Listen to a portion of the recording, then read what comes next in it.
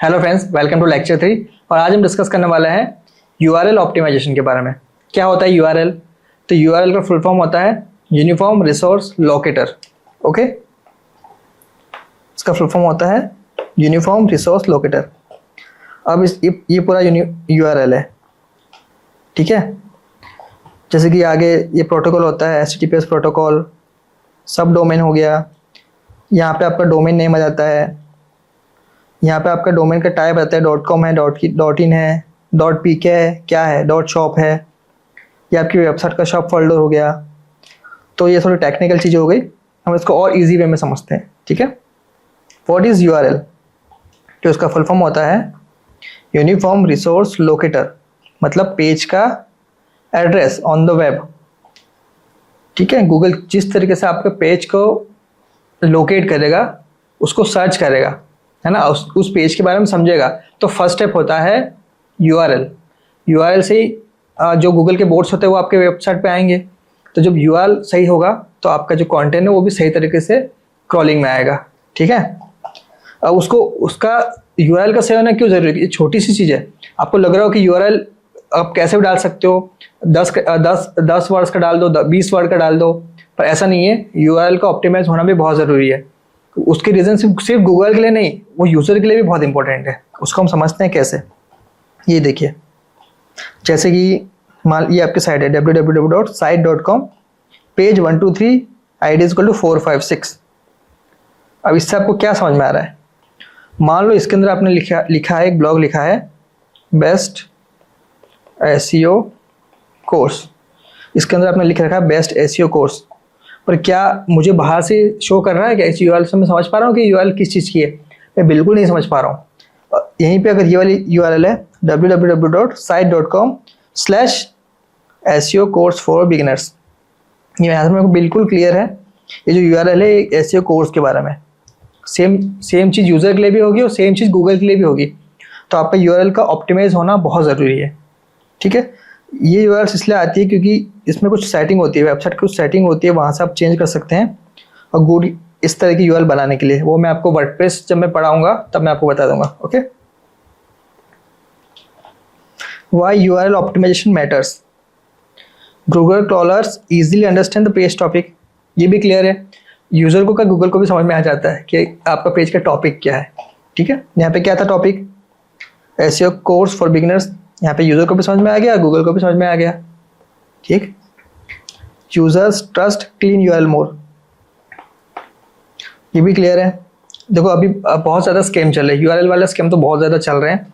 तो अगर यूआरएल अगर आप किसी को शेयर करते हो, तो वो अगर ऐसे अगर यूआरएल होगी कोई www.1234xyz1234 ऐसा कुछ भी लिखा होगा, तो यूज़र कभी भी उस यूआरएल पे क्लिक नहीं करेगा।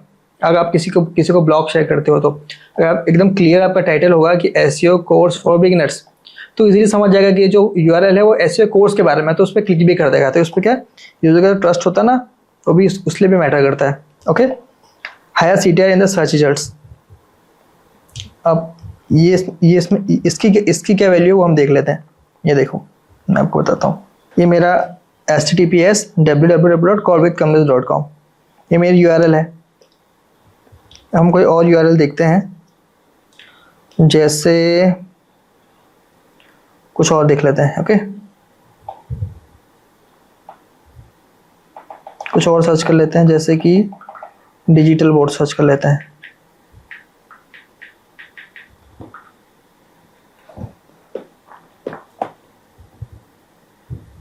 ये इसकी यूआरएल है, ये इसकी यूआरएल है। कुछ एग्जांपल मुझे मिल नहीं रहा है,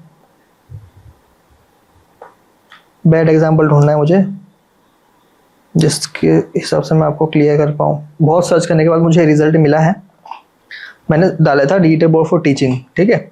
तो यहाँ पे देखिए, अब जिस यूजर को पता होगा कि उसको डिजिटल बोर्ड चाहिए, है ना, उसको ब्रांड के बारे में पता होगा, पर उसको इस डोमेन के बारे में नहीं पता है। जैसे कि लिखा है ना www.whiteboard.chat। अब लोगों को तो ये पता है कि .com होता है, .in होता है, और ये चैट क्या होता है। तो ये मान लीजिए एग्जांपल है, मान लीजिए कि बैड यूआरएल है, .chat लिखा है। अब इससे भी यूजर कंफ्यूज हो सकता है कि चैट पे मैं क्यों क्लिक करूं। तो यहाँ पे दूसरा एग्जांपल है HTTPS www.smartimprovision.com। तो यहाँ पे जो इसकी यूआरएल है क्लियर है एकदम। यहाँ पे .com की वजह से यूज़र इस पर क्लिक कर देगा। यूज़र ये भी देखता है, ध्यान रखना, मैंने खुद ने देखा है ना, ये .shop है, यहाँ पे क्लियर है कि जो वेबसाइट है शॉपिंग की वेबसाइट है। तो इस तरीके से यूआरएल बहुत मैटर करती है।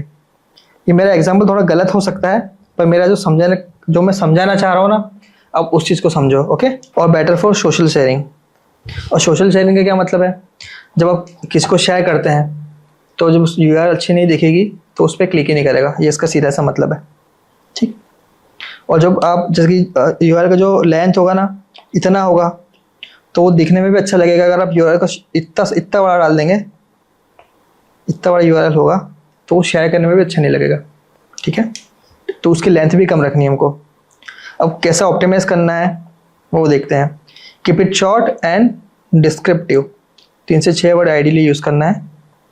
यूज़ प्राइमरी कीवर्ड, जो छोटा सा जो मेन कीवर्ड आपका होगा, लॉन्ग टेल कीवर्ड यहाँ पे यूज़ नहीं करना है, स्मॉल कीवर्ड्स यूज़ करना है। ठीक है। हैंडमेड, वॉल डेकोर, ये 3 वर्ड यूज़ कर लिए मैंने। Use hyphen not underscore.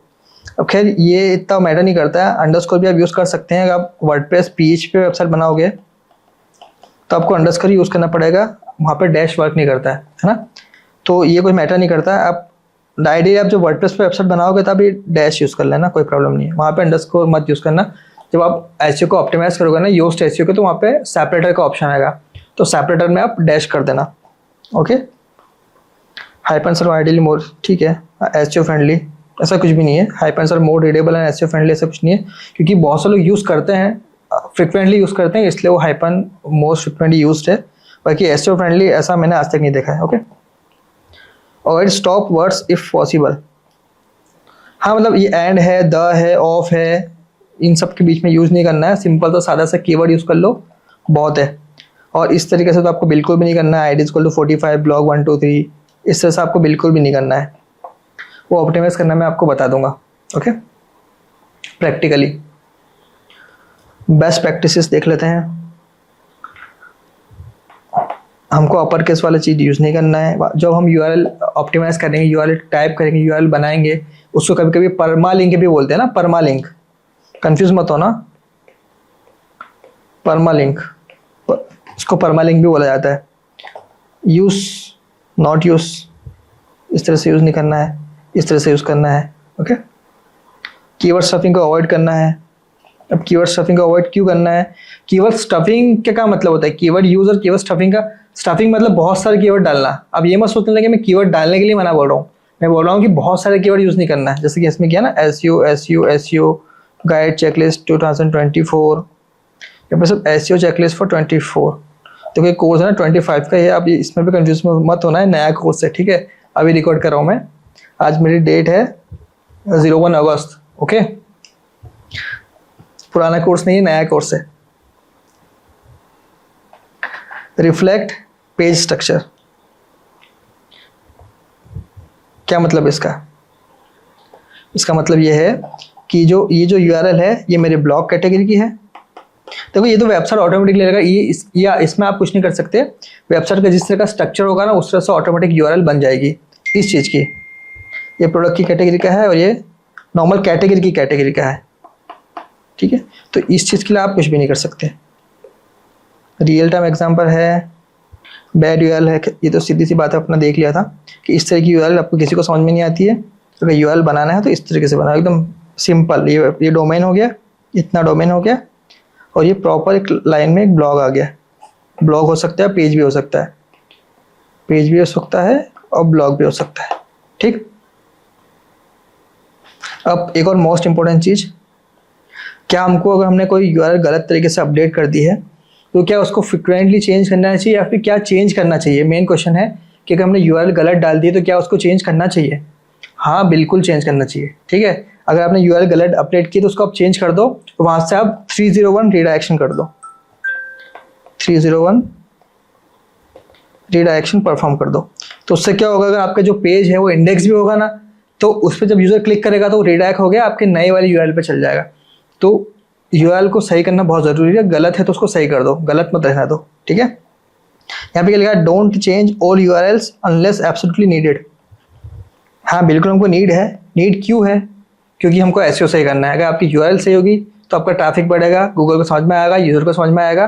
तो हमको स्टार्टिंग से ही जो यूआरएल है ना उसको सही रखना है। अगर गलत कभी हो गई बाय चांस तो उसको चेंज कर देना है, ठीक है। यहाँ पे लिखा है don't change URL unless absolute need. Yes, हमको नीड तो है तो हमको यूआरएल को चेंज कर देना है, ठीक है। और उसको कहाँ पर रिडायरेक्ट करना है, 301 पर रिडायरेक्ट कर देना है। इफ यू डू यूज, हाँ बिल्कुल सही है। ओके, ये मैंने आपको बता दिया।